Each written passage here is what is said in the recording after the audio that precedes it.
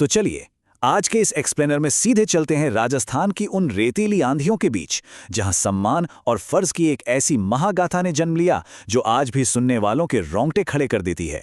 हम एक ऐसे दौर की बात करने वाले हैं जहां मातृभूमि की रक्षा और अपना वचन दुनिया की किसी भी दूसरी चीज से कहीं ज्यादा मायने रखता था। अब इतिहास के पन्नों में और गहराई तक जाने से पहले जरा इस एक सवाल पे गौर कीजिएगा। क्या होता है जब आपका सबसे गहरा प्यार ही आपके सबसे बड़े फर्ज के रास्ते में एक दीवार बन जाए?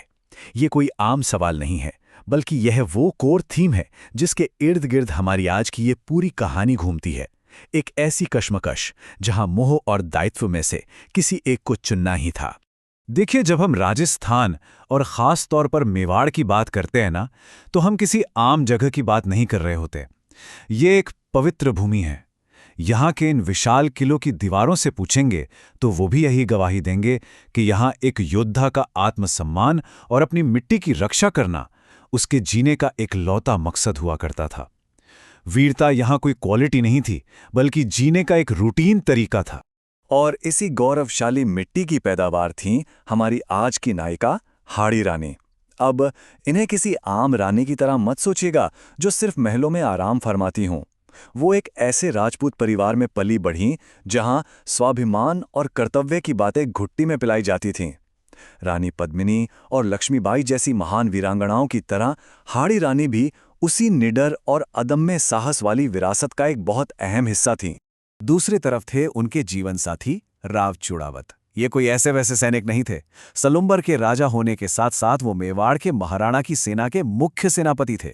एक ऐसे लाजवाब योद्धा जिनकी तलवार चमकते ही दुश्मन रणभूमि में धूल चाटने लगते थे। और सबसे खास बात जानते हैं क्या है?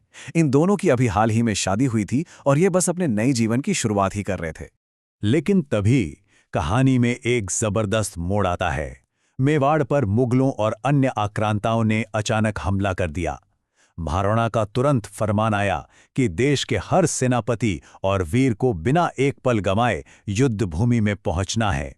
कोई टाल मटोल नहीं।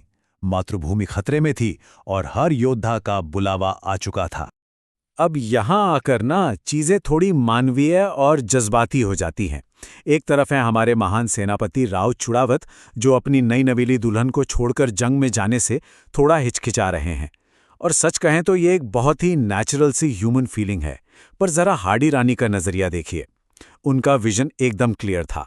उनके लिए एक राजपूत का सबसे बड़ा धर्म मातृभूमि की रक्षा है और इसमें किसी भी तरह का कोई कॉम्प्रोमाइज नहीं हो सकता। हाड़ी रानी को बहुत जल्द ही समझ आ गया कि एक बहुत बड़ी गड़बड़ होने वाली है।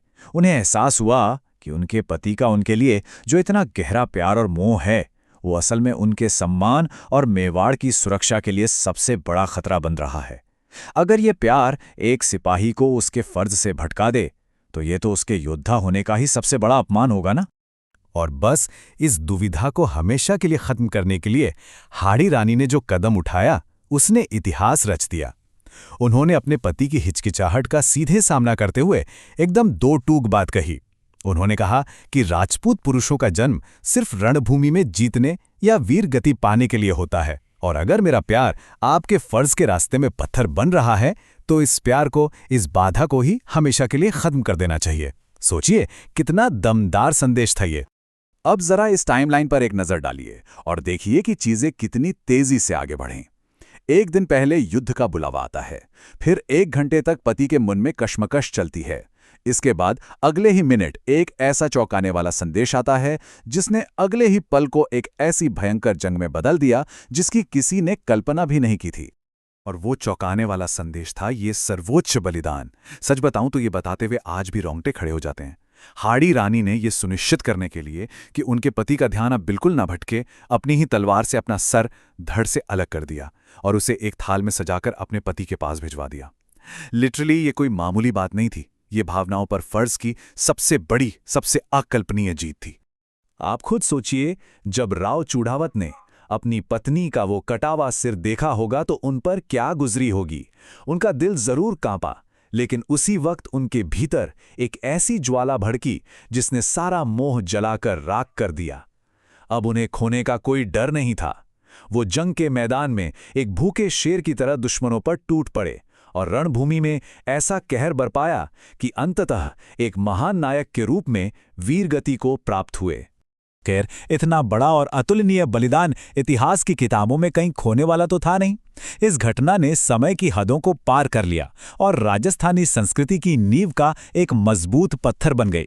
वहां के लोकगीतों में, भाटों के कथाओं में और कवि राजा श्यामल दास जैसे महान कवियों की रचनाओं में ये किस्सा हमेशा हमेशा के लिए अमर हो गया। आज भी आप पूरे राजस्थान में जाएंगे तो आपको उनकी याद में बने कई स्मारक देखने को मिल जाएंगे। अब इन राजस्थानी लोकगीतों के शब्दों पे ही गौर कर लीजिए। काट सिर भेजो स्वामी ने, धर्म राह ना छूटे रे। ये पंक्तियां आज भी राजस्थान के गांव में पूरी श्रद्धा और ऊर्जा के साथ गाई जाती हैं। ये साफ दिखाता है कि हाड़ी रानी का वो फैसला सिर्फ एक ऐतिहासिक घटना नहीं है, बल्कि वो वहां के लोगों की आत्मा में, उनके कल्चर में बहुत गहराई तक बस चुका है। और ये स्लाइड बहुत ही शानदार ढंग से दिखाती है कि कन्हैयालाल सेठिया जी जैसे कवियों ने इस कृत्य को किस नज़र से देखा। बात जब विदाई की आई तो पति की आंखों में आंसू थे, लेकिन उस महान राजपुतानी को देखिए जिसने मातृभूमि के लिए हंसते हंसते अपना शीश कटा दिया।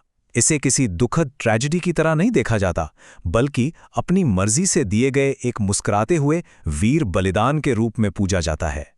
तो आखिरकार इस पूरी अमर गाथा का सार हमें इसी एक बिंदु पर वापस लाता है। सबसे बड़ा शाश्वत सबक क्या है? वो ये कि आपका फर्ज, ड्यूटी सबसे ऊपर है। जीवन में कोई भी मोह, कोई भी प्यार आपके सबसे बड़े कर्तव्य से बड़ा नहीं हो सकता। हाड़ी रानी की कहानी हमें अपने पर्सनल स्वार्थ से ऊपर उठकर कुछ बड़ा करने की एक बहुत ही पावरफुल प्रेरणा देती है। और इस ऐतिहासिक सफर के आखिर में मैं आपको एक बहुत ही गहरे और सोचने वाले सवाल के साथ छोड़ना चाहता हूं। आज के इस दौर में जहां हम सब बस अपने सुख और कंफर्ट के पीछे भाग रहे हैं, अपने जीवन के सबसे बड़े कर्तव्यों को पूरा करने के लिए हमें किन बंधनों और मोह का बलिदान देना जरूरी है? इस अचरज भरी कहानी से प्रेरणा लेते हुए जरा इस बारे में गहराई से सोचिएगा जरूर।